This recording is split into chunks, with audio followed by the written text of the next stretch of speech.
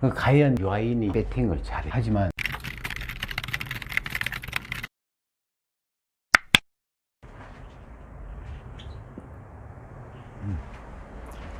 예, 안녕하십니까. 오늘 35세 남자 유아인 사주를 한번 풀어볼게요. 지금 이제 정부 시책에 보면은 부동산을 이제 집을 이제 두 채 이상 사지 말라는 얘기죠, 그죠?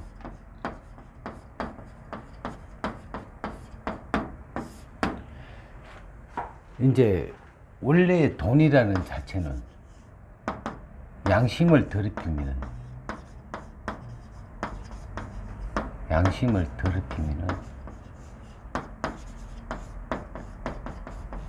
돈이 돼요.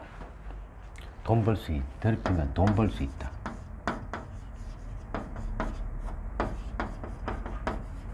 즉 이제 말하면 국가에서 하지 말라는 거를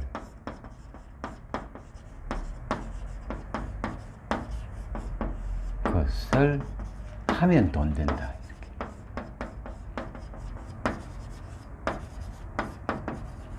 이런 말이 있죠. 국가에서 하지 말라는 걸 하면 된다. 지금 투기 같은 경우는 하지 말라고 그러죠. 돈 벌려면 뭐예요? 투기를 해야 돼요. 그러니까 두 채 이상 갖지 마라. 가지면은 돈 된다. 옛날에 이제 김영삼 시절 때 보면은 돈을 이제 두 채 이상 부동산을 가지면은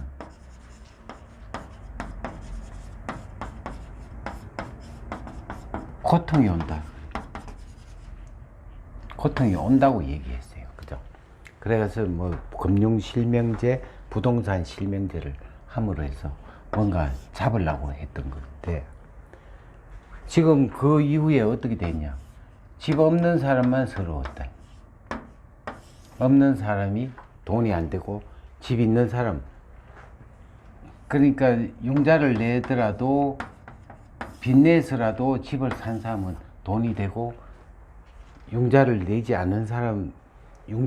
않고 집을 안 사는 사람은 계속적으로 이제 돈을 모아가지고 살락하면 그 다음 해에 되면은 가격이 막 20%, 30% 올라가 버리니까 또 이제 부족한 부분이 있단 말이에요.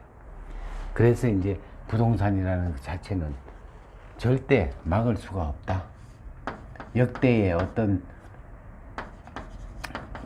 정책에 보면은 맨날 그냥 부동산을 잡겠다 했는데 잡은 사람은 전혀 없다.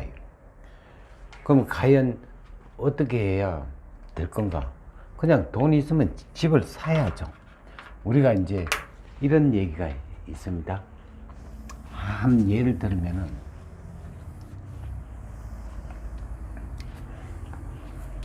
자, 돈을 이제 1,000만 원을 갖고 있어. 이거 호주머니에 이어놓으면은, 호주머니를 넣고 외출을 하면은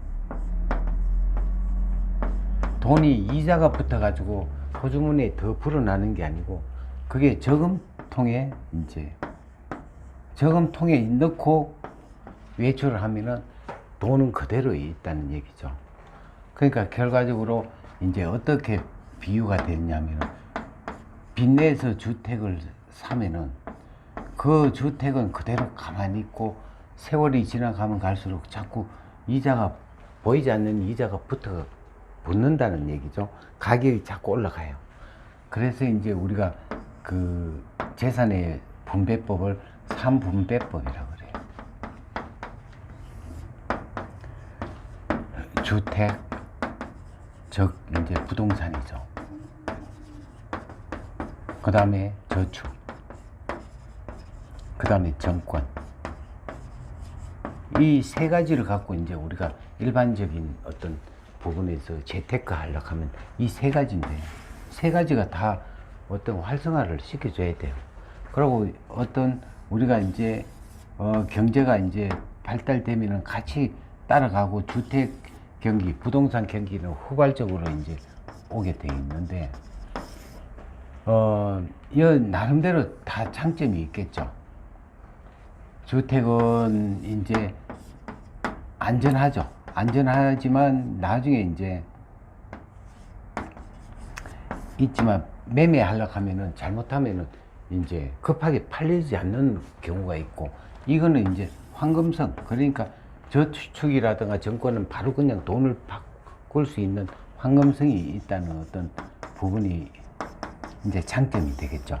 그래서 이제 서로 3분배법 30% 30% 30% 이렇게 한다 그러면 안전한 어떤 투자법이 될 것인데, 우리가 이제 정권이 내려가면은 부동산 가격은 올라가고, 부동산이 내려가면은 정권은 올라가고, 이런 어떤 자꾸 순환의 어떤 부분이 되죠. 그래서 이제 옛날 사람들이 하는 얘기가 서울 가면은 무조건 집을 사라, 이렇게 집 사야 돈 된다 하는 그 말을 이제 했는데, 지금 유아인의 어떤 그 사주를 풀기 전에 왜 이렇게 얘기를 했냐 하면은, 지금 유아인이가 이제 그 재산이 이제 상당한 재산을 가지고 있다. 그거는 뭐냐 하면은 부동산을 얘기해요. 건물을 샀다. 근데 우리가 일반적으로 이렇게 사지 말라고 얘기하는데, 이 부동산에 대한 관심도가, 우리가 이제 뭐든지 하지 말라고 얘기했을 때는 그 관심도가 굉장히 더 이제 관심도를 가지는데, 거기에서 유아인이 부동산 재벌이다는 그런 말을 했을 때는 하나의 언론 플레이가 돼요. 과연 그러면은 유아인이가 재산을 많이 불릴 수 있는 사주인지 한번 보자고 해요. 특히나 우리가 이제 얘기하는 거, 재산이 많다, 저 돈이 많은 사주다 할 때는 뭐가 돼요? 신앙 제왕이 돼요. 또 안 그러면 신앙 상식왕이 돼요. 이 두 개 외에는 사주가 이제 이런 사주가 아니면은 돈이 될 수가 없는 어떤 사주입니다. 과연 이제 유아인이가 이제 신앙 제왕인지 신앙 상식왕인지 한번 볼 필요가 있겠죠.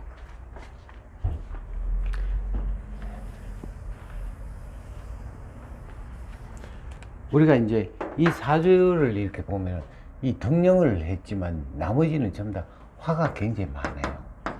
수의 화는 재가 되죠. 돈에 대한 욕심은 많이 있단 말이에요. 그러니까 결과적으로 내가 힘보다는 뭐예요? 재가 많아. 그러면 재다 신약이 돼요. 재다 신약은 우리가 뭐예요? 일확천금이에요. 그러니까 결과적으로 배팅을 잘해요. 하지만 결과적으로 그 돈을 내가 힘이 없기 때문에, 힘이 부족하기 때문에 그 돈이 내 돈이 될 수가 없다. 물론 31대운에서 40세까지는 이제 이 유축 건국을 해가 신앙 제왕이 되지요. 그렇지만 41세 때부터는 이제 재다 신약이 되버려요.